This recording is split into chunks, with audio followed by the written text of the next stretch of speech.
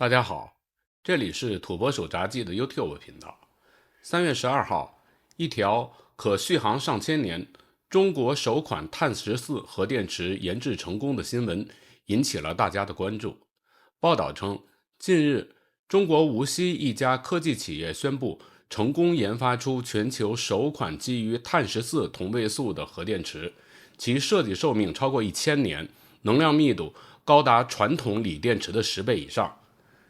该报道甚至称，这一成果不仅刷新了全人类对能源技术的认知，更意味着中国在核能微型化的应用领域占据了全球技术的制高点。美联社评论，这可能是继可控核聚变之后，新能源领域最具颠覆性的突破。看到这样的报道，实在是让我感觉哭笑不得。这次在报道中出现的碳14核电池，本质上是一种非热转换式核衰变电池。大约在9个月前，我曾经做过一期题为核电池究竟是什么的视频，借着当时引起热议的北京贝塔福特新能科技有限公司研制镍63放射性衰变核电池 BV100 成功的新闻，向大家简要地介绍过核电池的有关情况。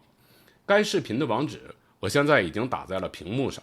感兴趣的朋友可以先去查看一下我这个视频，以便对核衰变电池，特别是非热转换式核衰变电池有一个初步的了解。因为这次报道中的核电池的发电原理和视频中提到的 BV100 核电池的发电原理是完全一样的。在那期视频里，我曾经提到，像镍63核电池这样的产品，虽然拥有远高于锂电池的质量能量密度，但由于决定核电池放电速度的关键，也就是输出功率的关键，是所使用的核材料的半衰期，而镍63核材料的半衰期长达100.1年，因此核电池的放电速度就会变得非常的慢，或者说核电池的输出功率是非常低的。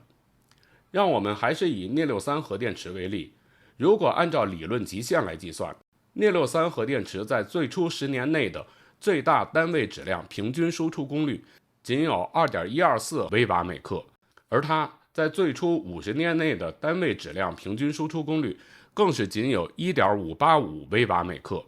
随着时间的流逝，这个平均输出功率还会不断的降低。我们知道，普通的智能手机的待机功率一般不会低于10毫瓦，因此想维持一个手机的正常待机，至少需要为手机配备约 4.7 公斤的镍63核电池。以上还是按照理论极限进行的计算，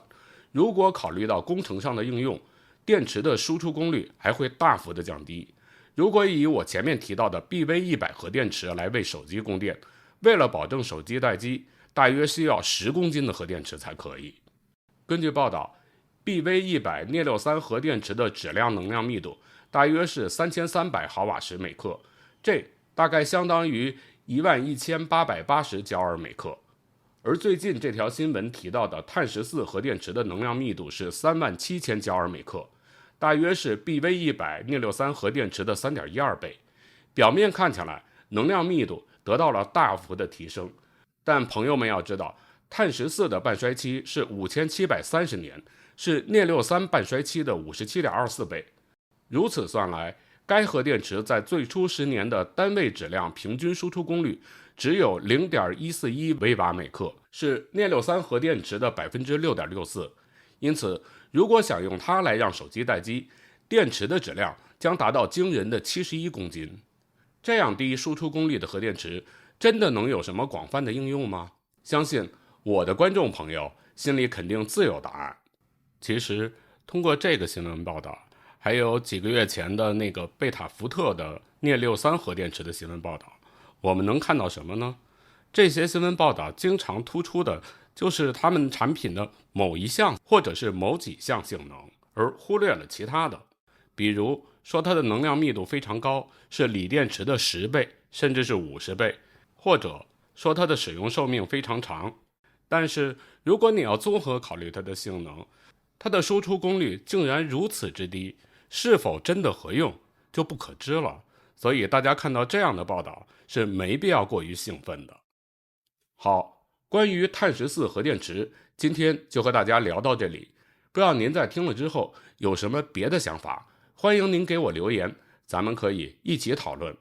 在节目的最后，我提醒您，这里是土拨鼠杂技的 YouTube 频道，请您订阅我的频道，打开小铃铛，这样您就能在第一时间收到我节目更新的通知。同时也欢迎您转发、评论、点赞。